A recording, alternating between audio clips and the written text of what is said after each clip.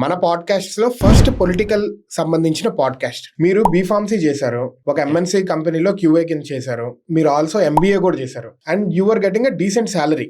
అవన్నీ ఉంచుకొని పాలిటిక్స్ లోకి అసలు ఎందుకు రావాలనుకున్నారు? పాలిటిక్స్ లోకి నేను రావడానికి మెయిన్ రీజన్ ఏంటంటే,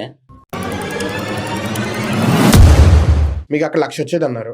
how you are managing your family, economy, everything? డబ్బులు ఎలా వస్తాయి నెలకి? నేను జాబ్ మానేసిన తర్వాత స్టార్టింగ్ 6 months బాగా స్ట్రగుల్ అయ్యాను.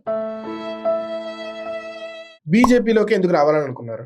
సామాన్య కార్యకర్త కూడా బీజేపీ పార్టీలో కార్యకర్తలాగా మీరు వస్తారు, ముందు నుంచి ఉన్న వాళ్ళు ఉన్నారు, వాళ్ళందరినీ దాటి మిమ్మల్ని ప్రెసిడెంట్ చేసింది. మీ పొజిషన్ లో ఉన్న వాళ్ళు వాళ్ళకు ఊడిగం చేయాలా? నేను మండల్ పార్టీ ప్రెసిడెంట్ కాబట్టి మా రగన్నకు, మా జిల్లా అధ్యక్షునికో నేను ఊడిగం చేయాల్సిన పని లేదు. భారతీయ జనతా పార్టీ కార్యకర్త చేసేది రెండు విషయాలు. ప్రధానమంత్రి నరేంద్ర మోడీ గారు కూడా నేను ఈ దేశానికి ప్రధానమంత్రిని కాను. So how you are managing family, ఇటు పక్క పాలిటిక్స్, ఆ ఇబ్బందిని ఎలా వాళ్ళు తట్టుకోగలుగుతున్నారు? నేను ఇంతవరకు మా మిస్సెస్ కూడా చెప్పలేదు, ఆమెకు ఎంత క్రియేటిబిలిటీ ఇచ్చినా కూడా తప్పలేదు. దండం పెట్టదు ఒక మాట చెప్పాలి.